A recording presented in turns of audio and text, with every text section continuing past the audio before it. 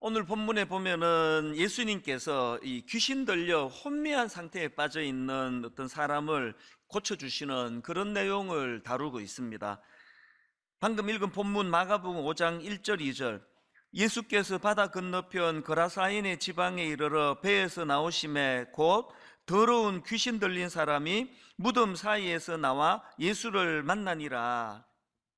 이 본문에서 이렇게 귀신을 쫓아내시고 또 그 귀신 들린 사람을 회복시켜 주시는 이 사건은 맨 마가복음 1장에서 그 선포하셨던 이 주님의 선포, 마가복음 1장 15절입니다. 이르시되 때가 찼고 하나님의 나라가 가까이 왔으니 회개하고 복음을 믿으라 하시더라. 바로 이 말씀을 구현한 사건으로 의미 부여를 할 수 있습니다. 이 마가복음 1장 15절에서 때가 찼고 하나님의 나라가 가까이 왔으니 할 때 이 때가 찼고 이 부분을 그 총신대 신현우 교수님의 쓴 책을 보니까 이렇게 해석을 하는 걸 봤습니다. 여기 나오는 때가 찼고는 한 시대가 막을 내리고 이렇게 의미를 부여할 수 있다는 겁니다. 그러니까 이 마가복음 1장 15절에 나오는 때가 찼고 하나님의 나라가 가까이 왔으니 이 말씀은 이 사탄이 왕노릇 하던 시대는 끝이 났고 이제는 하나님께서 다스리시는 시대가 가까이 와 있다, 이런 의미로 주님께서 선포하신 내용이라는 겁니다. 오늘 본문에서 이 귀신 들린 자를 고쳐주시는 이 사건은 바로 이 마가복음 1장 15절 말씀을 구현한 말씀이다. 이게 무슨 의미인가 하면은, 그러니까 오늘 이 본문 말씀은 그 귀신 들린 그 사람을 다스리는 주체가 바뀌어진 사건, 이런 의미로 해석을 할 수 있다, 그렇게 말씀을 드릴 수가 있겠습니다. 저는 이런 차원에서 본문 말씀을 묵상하다가 그 괴테가 한 문장 하나가 머리에 떠올라졌는데요, 우리의 운명은 겨울철 과일나무와 같다. 그 나뭇가지에 다시 푸른 잎이 나고 꽃이 필 것 같지 않아도 우리는 그것을 꿈꾸고 그렇게 될 것을 잘 알고 있다. 지금 이 괴테가 하는 말의 핵심은 이 겨울철 과일나무, 아시잖아요. 완전히 동토, 모든 잎사귀가 다 떨어지고 열매를 절대로 맺을 수 없는 그런 상황에 놓여 있는 동토의 땅을 겨울나무가 살아가지만, 그래서 이 눈으로 보기에 느끼기에 다시는 나뭇가지에 푸른 잎이 나고 꽃이 필 일이 없을 것 같은 그런 상황에서 겨울나무가 꿈꾸는 게 뭐라 그랬습니까? 우리는 다시 꽃을 피우고 열매를 맺을 그날을 꿈꾸고 또 반드시 그렇게 될 것을 믿으며 그 겨울을 버티는 상태, 이게 이 땅을 살아가는 예수 믿는 우리들의 모습이라, 저는 그렇게 이 괴테의 말을 적용을 해봤습니다. 이런 차원으로 본문 말씀을 쭉 묵상하다가 보니까요, 오늘 본문에 나오는 이 귀신 들린 광인의 모습은 상징적으로 예수 믿기 이전의 상태의 사람들의 모습을 보여준다, 그렇게 설명도 가능하는 것을 제가 생각을 해봤습니다. 2절을 한번 보십시오. 본문 2절, 배에서 나오심에 곧 더러운 귀신 들린 사람이 무덤 사이에서 나와 예수를 만나니라. 여기 나오는 귀신 들린 사람은 한마디로 말해서 지금 더러운 귀신에 의해 통제당하고 있는 상태입니다. 그것도 9절을 보니까요, 이에 물으시되 내 이름이 무엇이냐, 이르되 내 이름은 군대니 우리가 많음이니이다. 지금 귀신들의 이야기거든요. 그러니까 지금 이 귀신 들린 사람은 이 다수의 악령에 사로잡힌 사람입니다. 그러니까 한마디로 말해서 이 본문에 귀신 들린 사람은 통제불능 인생입니다. 제가 이렇게 말씀을 묵상하다가 보니까 조주빈이라는 청년이 불쑥 떠올려졌는데, 여러분 다 아시죠?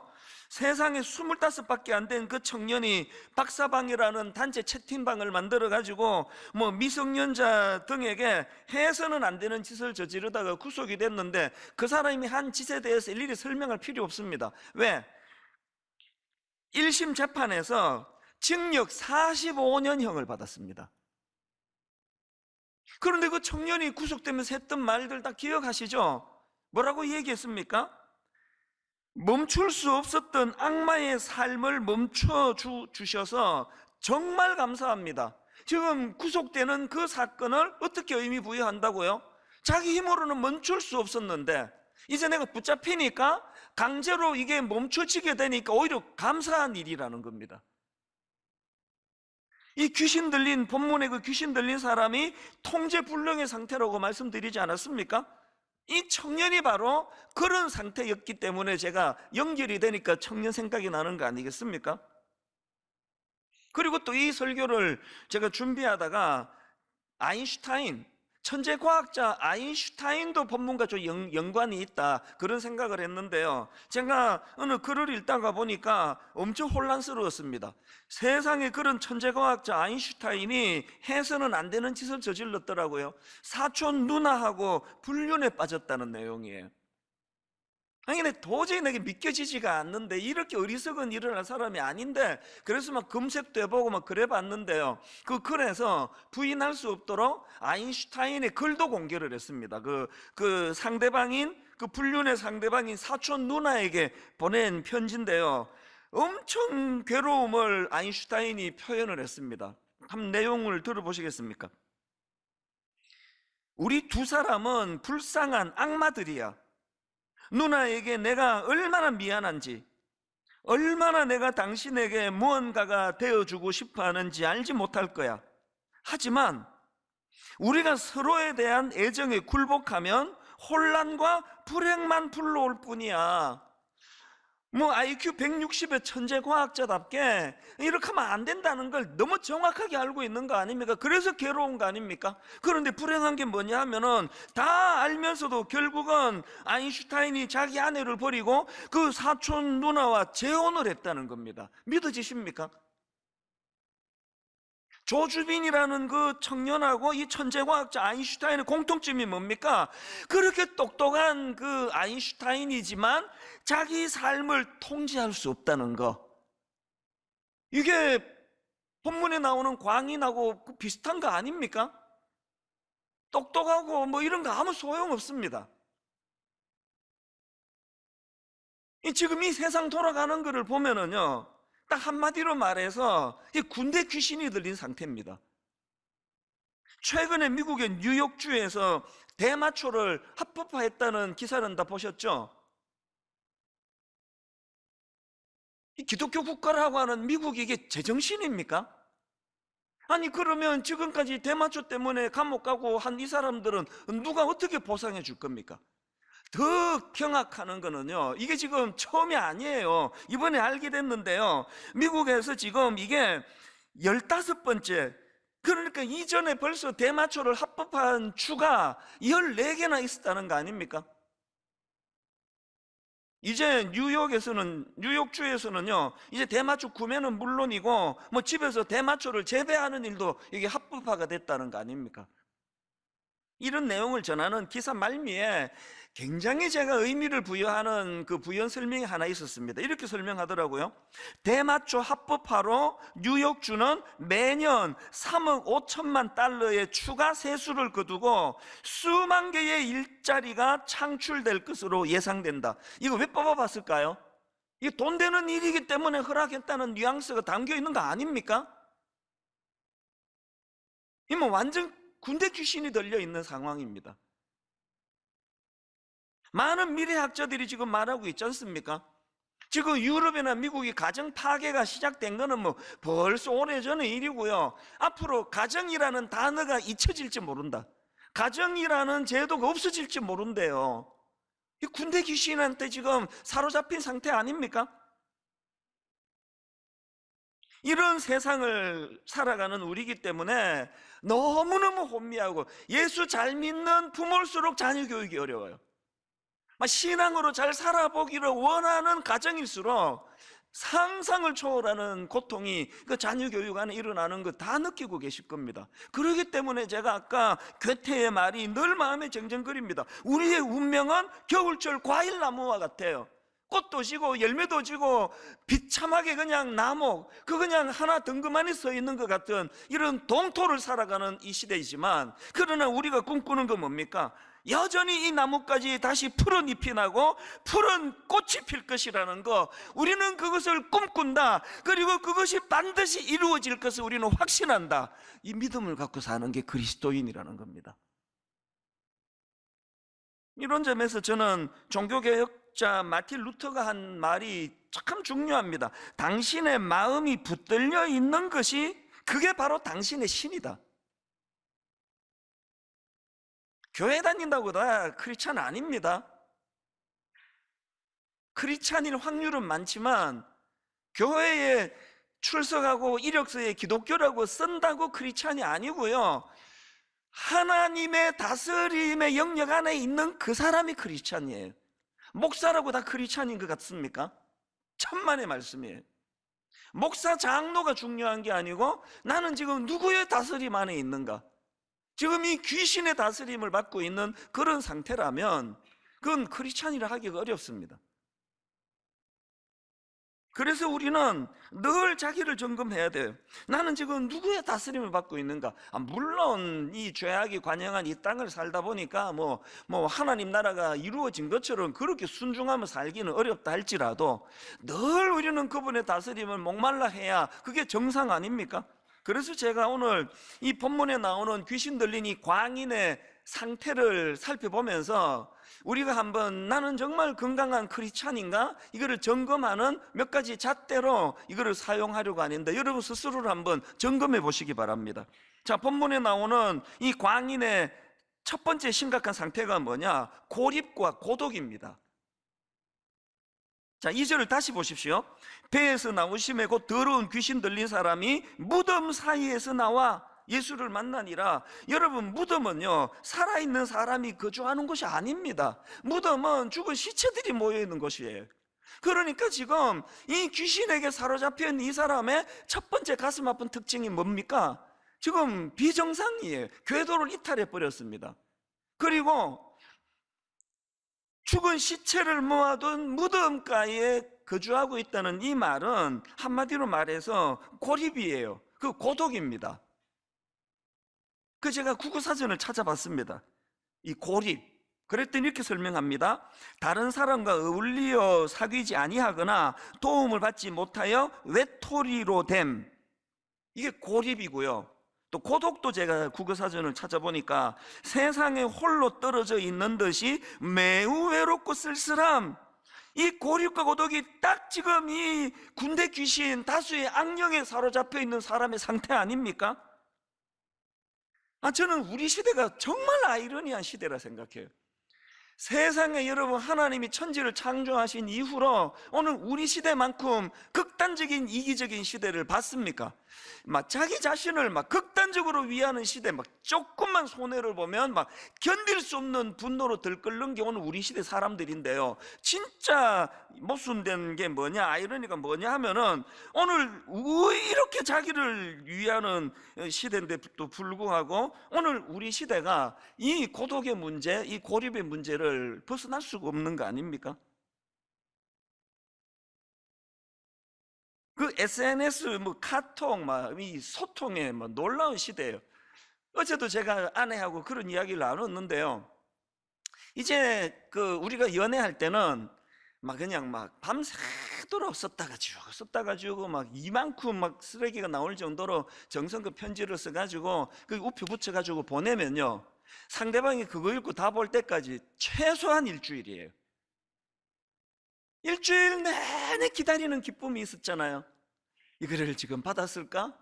읽었을까? 답을 줄까? 이렇게 일주일 불편한 시간을 보냈는데 지금은요 그냥 카톡 1초 만에 가요. 딱! 그러면 10초 있으면 답이 와요. 왜? 소통이 전 세계 사람하고 소통이 되는 이런 시대인데, 너무나 놀라운 것은요, 오늘 우리 시대만큼 외로움이 많고 고독이 많은 시대가 없었다는 거 아닙니까? 우리나라만이 문제가 아닙니다. 일본은요 은둔형 외톨이, 청년들의 은둔형 외톨이 문제는 이건 오래전부터 심각한 거고요. 오죽하면은 유럽의 영국은 지금 외로움 담당 장관이 생겼겠습니까? 이거 놀라운 거 아닙니까? Minister for Loneliness, 외로움을 담당하는 장관이 생길 만큼. 그래서 제가 뭘 느끼느냐, 이 미국이나 유럽처럼 하나님의 다스림을 거부하고 제멋대로 사는 사람들에게 가장 먼저 나타나는 게 외로움과 고독의 문제라는 겁니다. 그렇다면은 예수 믿는 우리가 이 부분에서 그 뭐 세상과 어떤 차이가 있느냐, 외로움이 어떤 의미를 부여하느냐, 여러분 제가 겪어보니까요, 이렇게 성도가 많은 교회를 다님에도 저도 외로워요. 그 외로움의 문제가 해결되는 거 아닙니다. 하나님은 우리를 아무 감정도 없는 로봇처럼 AI로 만드는 게 아니세요. 왜 외로워요? 그럼 뭐가 세상 사람과의 차이가 나느냐? 자, 시편 102편 6절 7절입니다. 나는 광야에 올빼미 같고 황폐한 곳에 부엉이 같게 되었사오며, 그 다음 보세요. 내가 밤을 새우니 지붕 위에 외로운 참새 같으니이다. 와, 이 성경이요, 이 문학적인 표현이 너무 멋지지 않습니까? 아무리 예수 잘 믿어도 밤새도록 지붕 위에 외로운 참새 같은 게 우리 인간이에요. 그러면 이런 우리와 세상 사람의 차이가 뭐냐? 이런 지붕 위에 외로운 참새 같은 그 존재가 바로 앞에 나오는 1절 2절을 보십시오. 여호와여, 내 기도를 들으시고 나의 부르짖음을 주께 상달하게 하소서. 나의 괴로운 날에 주의 얼굴을 내게서 숨기지 마소서. 주의 귀를 내게 기울이사 내가 부르짖는 날에 속히 내게 응답하소서. 여러분, 비록 지붕 위에 외로운 참새 같은 고독한 인생이지만 여러분 인생을 한번 답해보세요. 여러분은 지금 지붕 위에 외로운 참새 같은 고독만 있는 인생입니까? 그 앞에 1, 2절도 함께 있는 인생입니까? 외로울 때 주님께 부르짖을 수 있는, 주님을 더 가까이 나아가는, 주님과 교제하는 도구로 이 외로움을 사용할 줄 아는 인생, 그게 성숙한 인생 아닙니까? 시편 25편 16절 17절도 마찬가지입니다. 주여, 나는 외롭고 괴로우니, 주여, 나는 외롭고 괴로우니 내게 돌이키사 나에게 은혜를 베푸소서. 내 마음의 근심이 많사오니 나를 고난에서 끌어내소서. 군대 귀신의 통치를 받는 인생이 아니라 하나님의 다스림을 받는 인생은요, 우리의 외로움을요 어떻게 승화시킵니까? 여러분 이거 아십니까? 제가 설교할 때 어떤 인사이트를 가지고, 영감을 가지고 설교하는 그 대부분, 아니요, 거의 100%가 새벽에 일어난다는 거 아십니까?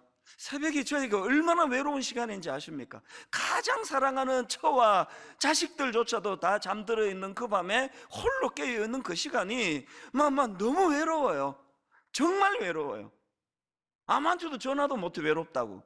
그런데 여러분, 저의 이 외로움을 우리 주님은, 나를 다스린 우리 주님은 창조적인 고독으로 바꾸어주심으로 말미암아 저를 윤택하게 하는 그 모든 것들은 다 새벽에 일어나는 거예요. 내 생애에 외롭게 만드는 그 고독의 자발적 외로움의 자리로 나가는 이게 저를 숨쉬게 하고 있다는 걸 여러분 아십니까?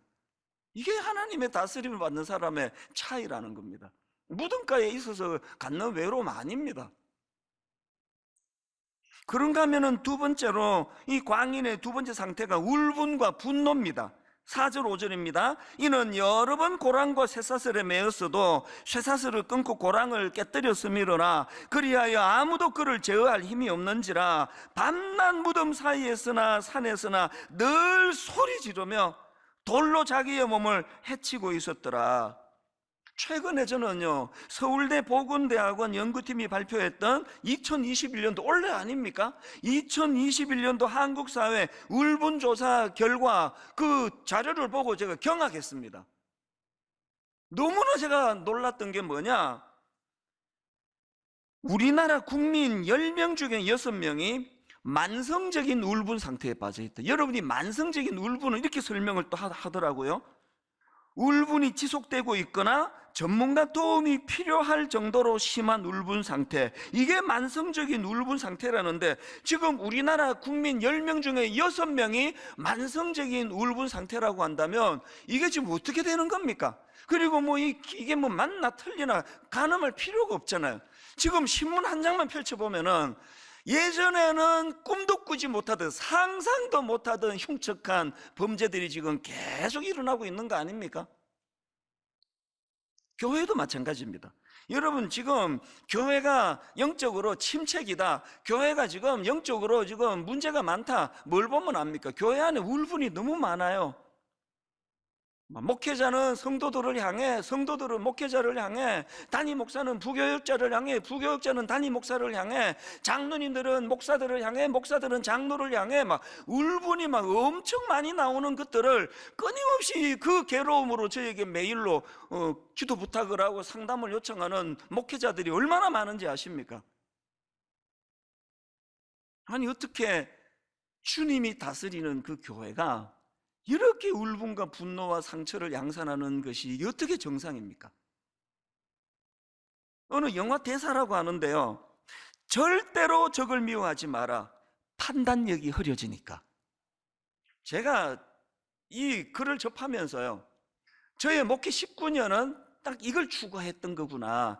절대로 적을 미워하지 마라, 판단력이 흐려지니까. 여러분 다 아시지만 저를 무슨 진보니 무슨 보수니 저를 막 정치에 찌들은 어떤 사람으로 막 저를 친동성애자로 막 가짜 뉴스 만들어서 조회수가 막 30만 40만씩 이렇게 됩니다. 그리고 내가 더 기가 막히는 거는 이단성이 있는 교회가 그런 거 만들어 돌리면 예수 잘 믿는 사람이 그걸 다 믿는 거예요. 제 모든 설교가 지금 유튜브에 다 올라가 있는데 한 5편만 골라서 들어보세요. 내가 정치 얘기를 꺼내는가?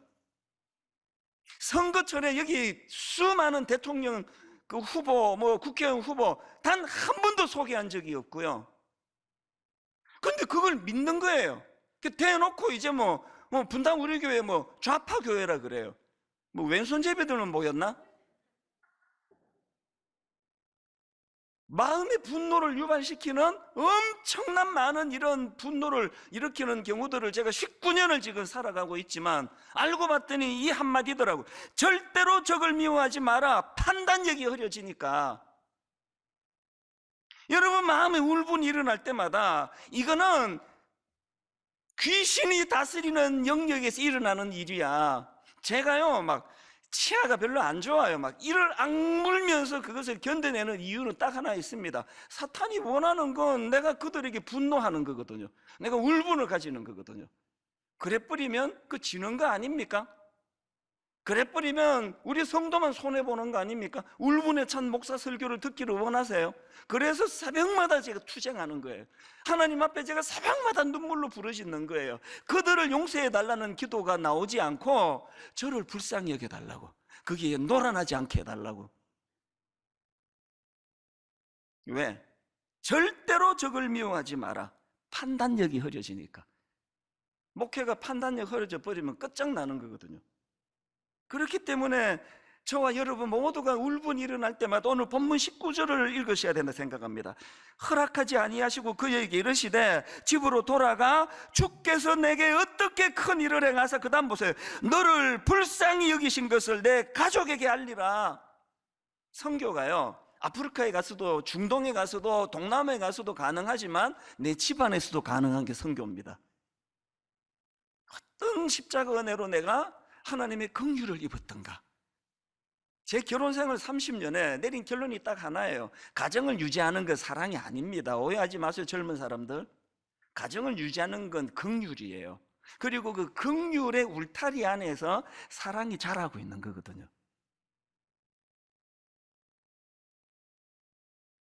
담임 목사와 부교역자 사이에 서로 간에 긍휼이 얼마나 필요한지 아십니까? 머리 검은 짐승은 거두지 말라는 말이 그저 나온 거 아닙니다.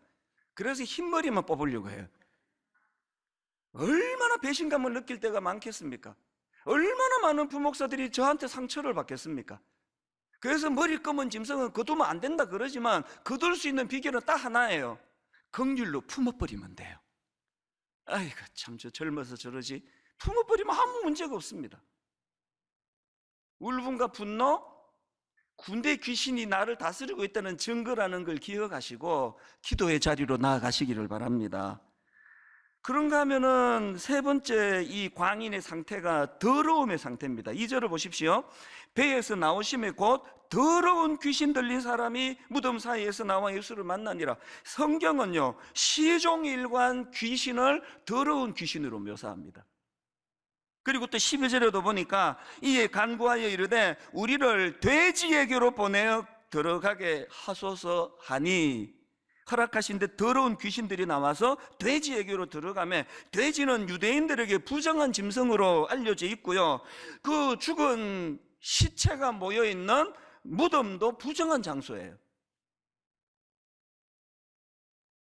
조주빈이라는 그 25 청년이 어떻게 그렇게 징역 45년형을 받을 만큼 악한 짓을, 엄란한 짓을 할 수 있었는가? 군대 귀신이 들어간 거 아닙니까? 여러분, 25 하면요, 여기 우리 청년 25 하면 손 들어보세요. 이 청년 여기 있을 거예요 아마. 우리 교회 25을 보면은요, 그 해맑기가 이런 짓을 할 수 있는 나이가 아니에요. 25살만 그렇습니까? 여기 우리 권사님들 앉아 계시는데요, 제가 우리 교회 권사님들을 뵈면서 감동하는 게, 연세가 60, 70, 80 되시는데 해맑기가 소녀 같아요. 소녀. 진짜입니다. 최근에도 제가 70대 할머니 권사님하고 상담을 하는데 저한테 얼마나 수줍음을 많이 타시는지 여고생 앉혀놓은 것 같아요. 여러분, 주님이 다스리는 그 사람의 특징은요, 울분과 분노가 아니에요. 해맑음이에요. 저 61살인데 저 해맑지 않습니까? 동안이라는 소리를 옛날에 많이 들었는데 요새는 안 하는 거 보니까 제가 좀 문제가 좀 생긴 것 같습니다. 근데 여러분, 여기서 중요한 건 7절입니다. 큰 소리로 부르짖어 이르되 지극히 높으신 하나님의 아들 예수여, 나와 당신이 무슨 상관이 있나이까? 잘 들으세요. 귀신은 더러운 존재인데요, 귀신이 더러울 수밖에 없는 거는 하나님이, 주님이 나와 무슨 상관입니까? 제가 깨달은 게 뭐냐, 예수님과 격리된 상태, 예수님과 멀어진 상태가 더러운 상태예요. 그래서 여러분, 그 사춘기들을 기르시는 엄마 아빠 이렇게 이해하시면 안 됩니다. 그 나이의 특징이 방 어질리는 거 아닙니까? 방에 들어가 보고 어떻게 방을 이렇게 더럽게 놓고 사냐, 이 귀신 나오겠다. 그 틀린 말입니다. 귀신은요, 방 치우지 않아가지고 지저분한 그곳에 나타나는 게 아니라 예수님 가까이의 영역을 벗어나 더러운 세상을 배회하는 그 사람에게 나타나는 겁니다. 방 안 치운다고 귀신 나타나지 않습니다. 그러므로 우리는 이 더러운 세상을 기웃기웃거리는 거는요, 그거는 원수 마귀를 초청하는 짓이에요. 다 나한테 와라. 항상 주님의 다스림의 영역 안에 있어야 될 이유가, 그리고 우리가 우리의 거룩함을 어떻게 증명해야 되느냐, 요한 1서 3장 3절입니다. 주를 향하여 이 소망을 가진 자마다 그의 깨끗하심과 같이 자기를 깨끗하게 하느니라. 우리가 가진 이 기대하는, 꿈꾸는 게 이거 아닙니까? 여러분, 음란이 폭포수처럼 쏟아지는 이 시대를 살아가고 있는 우리인데, 여러분, 이 더럽고 부정한 것들이 폭우처럼 쏟아지는 이 시대에 날마다 주님 앞에 우리가 소원해야 되는 거 이거 아닙니까?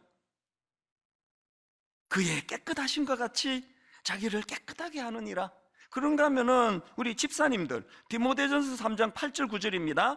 이와 같이 집사들도 정중하고 일구이연을 하지 아니하고 술에 임박히지 아니하고 더러운 일을 탐하지 아니하고, 그 다음에 깨끗한 양심에 믿음의 비밀을 가진 자라야 할지니. 믿음의 비밀을 볼 수 있는 이 청결한 눈은요, 깨끗한 마음을 가진 사람, 거룩을 추구하는 사람. 또 디모데전서 1장 14절부터도 마찬가지입니다. 너희가 순종하는 자식처럼 전에 알지 못할 때에 따르던 너희의 사욕을 본받지 말고 오직 너희를 부르신 거룩한 이처럼 너희도 모든 행실에 거룩한 자가 되라. 기록되었으되 내가 거룩하니 너희도 거룩할지어다 하셨느니라. 우리 하나님 아버지의 속성은 거룩이고요, 이 원수 마귀의 속성은 더러운 거예요. 지금 여러분에게서 풍겨나는 그게 내가 뭘 쫓고 있느냐를 말해주는 거라면, 저와 여러분이 항상 거룩을 추구하는 주님의 자녀들이 되시기를 바랍니다. 마지막 네 번째로 자기 파괴입니다. 이 광인의 상태, 5절입니다. 밤낮 무덤 사이에서나 산에서나 늘 소리 지르며 돌로 자기의 몸을 해치고 있었더라. 우리 시대는요, 자기를 위하는 극단적인 이기적인 시대라 말씀드렸지만 사실은 우리 시대만큼 자기를 위하지 않는 시대도 없습니다. 난 믿어지지가 않습니다. 그렇게 존경하던 목사님이 한 번에 무슨 성추행으로 공금횡령으로 그렇게 부끄러운 자리에 빠지는 일이 잊혀질만 하면 나오는 이런 것들이 도대체 믿겨지지가 않습니다. 너무나 존경하는 정치가 고학력에 똑똑하게 이럴 데 없는데 한 방에 넘어지는 사람들이 잊혀질만 하면 여당이고 야당이고 가릴 것 없이 나오는 게 현실 아닙니까? 아니 설교를 너무너무 잘해서 어떻게 저렇게 영안이 밝아 설교를 저렇게 잘 분석하나 그랬더니 세상에 중학교 1학년만 돼도 아는 저런 짓 하면은 반드시 망한다는 그 짓을 하는 거를 보면은 이게 설교 잘한다고 영안이 밝은 목사가 아니라는 거 아닙니까? 오늘 여러분, 우리를 좀 위해 주세요. 우리 아이들이 항상 하는 얘기예요. 니는 니를 좀 위해라. 니는 니가 니를 안 위하는데 누가 위해 주니? 오늘 여러분, 이 군대 귀신이 다스리는 것 같던 이 악한 세상에서 청년들이 자기를 엄청 위한다고 하는 게 자기 인생을 파멸로 이끄는 이런 가슴 아픈 일들이 얼마나 많이 일어납니까? 이렇게 다수의 악령이 미쳐 날뛰는 이런 시대이기 때문에요, 자꾸 이런 놀랄 일들이 생기니까 저를 아끼는 분들이 만나면 그 얘기예요. 목사님 변하지 마세요. 목사님마저 변하면 우리 설 땅이 없습니다. 저한테 그런 얘기 하지 마시고요, 진짜 걱정되면 기도하세요. 저를 위해서. 지금까지 제 도덕, 윤리 이런 것도 저를 지탱하는 힘이 안 됐다고는 말할 수가 없지만 결정적으로 저를 지탱하는 힘은 제 의지가 아닙니다. 주의 그늘 아래 있었기 때문이거든요. 그럼 여러분들이 저 위에 진짜 기도하셔야 됩니다. 이찬수 목사가 교만해져 가지고 하나님의 영역을 빠져나가지 않고 더 겸손히 철저하게 하나님의 다스림에 순종하는 그런 우리 이찬수 목사, 그런 종이 되게 해주시기 원합니다. 그런 다스림에 있을 때는 절대로 타락할 수 없습니다. 이 네 가지를 항상 기억하십시오. 그리고 이걸 자기 영적인 점검 잣대로 사용하십시오. 첫째가 뭐라 그랬죠? 하나님 고립과 고독의 상태를 주님과 동행하며 교제하는 상태로 변화시켜 주시기 원합니다. 둘째가 뭐라 그랬죠? 이 울분과 분노가 많은 이 세상을 사는 저희들이 먼저 주님의 긍휼하심을 많이 누리기 원합니다. 그리고 그 긍휼을 가까운 이웃들과 주변 사람들에게 흘려보내기 원합니다. 셋째가 뭐라 그랬죠? 하나님이 더러운 시대에, 더러운 귀신이 발악하는 이 시대에 하나님 아버지 거룩과 순결을 추구하는 주님의 자녀가 되기 원합니다. 넷째가 뭐라 그랬죠? 자기 학대와 자기 파괴가 많은 이 세상에서 하나님은 어떤 경우라도 주님 은혜로 날마다 성장과 성숙을 이루어 가기 원합니다. 저의 은퇴할 때 그 기도 제목이 이거예요. 하나님 부족한 종이 이렇게 귀한 성도님들 놀래키는 짓 하지 않게 해주시기 원합니다. 이게 저의 기도 제목이에요.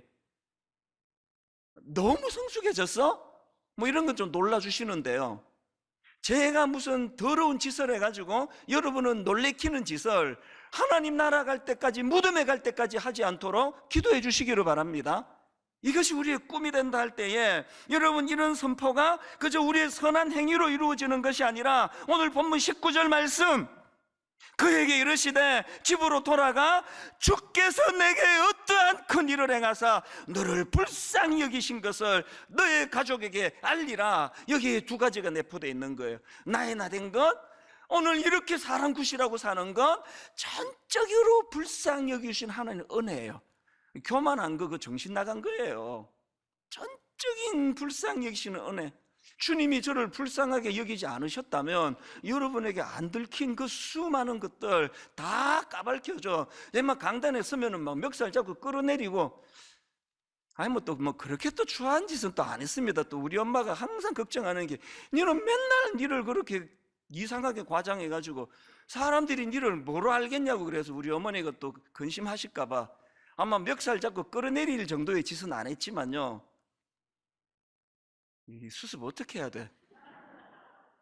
하여튼 긍휼이 여긴 필요하다. 목회를 하든 가정을 이끌든 뭐 긍휼히 여기시는 그 긍휼. 그런가 하면 두 번째로 그 긍휼을 내 주변 사람에게 알리고 나도 그들을 긍휼히 여기는 겁니다. 제가 오늘의 결론을요, 이 찬양이 떠올라져서 너무 감격적으로 기쁘게 부르는 찬양인데 눈물이 나는 거예요. 너무 막 박자는 빠르고 막 용기를 주는데 막 가슴 깊은 데서 눈물이 나는 겁니다. 이 찬양이에요. 사막에 샘이 넘쳐 흐르리라. 사막에 꽃이 피어 향내 내리라.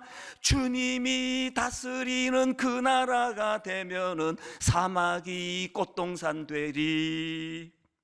사자들이 어린 양과 뛰놀고 어린이들 함께 뒹구는, 2절을 보니까 독사굴에 어린이가 손 넣고 장난쳐도 물지 않는 참사랑과 기쁨의 그 나라가 이제 속히 오리라. 자꾸 눈물이 나는 거예요. 하나님, 이 시대는 지금 군대 귀신 들린 악한 영들이 설치고 다니는 시대인데 너무나 상처를 받으면서 정말 그 겨울나무처럼 다시는 꽃이 피는 일이 없고 다시는 열매 맺는 일이 없을 것 같던 절망적인 이 시대에 주님이 다스리는 그 나라가 되면은 어떻게 된다고요? 사자들이 어린 양과 뛰놀고 독사굴에 그 어린애가 손을 넣어도 상처를 받지 않는, 물지 않는 참 사랑과 기쁨의 그 나라가 이제 속히 오리라. 여러분, 이 꿈을 꾸시면서 엿새 동안에 음란의 영, 범죄하고 악한 더러운 것들이 폭포수처럼 쏟아내리는 시대, 흙탕물이 튀길 수밖에 없고 거기에 많은 죄책감을 갖고 살아간다 할지라도 주님, 우리 주님의 18번지 유행가 있는 곡 혹시 아십니까? 과거를 묻지 마세요. 이 주님의 18번지예요. 과거를 묻지 아니하시고 주님 앞으로 나오기만 하면, 그래서 예배는요 영적으로 세탁하는 시간입니다. 더럽혀진 우리 의복을 깨끗하게 십자가 보혈로, 그래서 다시 한번 어떤 경우도 자기를 더럽다 생각하시면 안 됩니다. 어떤 경우도 나는 아버지 주님의 다스림 받는 거룩과 순결한 주님의 깨끗한 자녀인 줄로 믿습니다.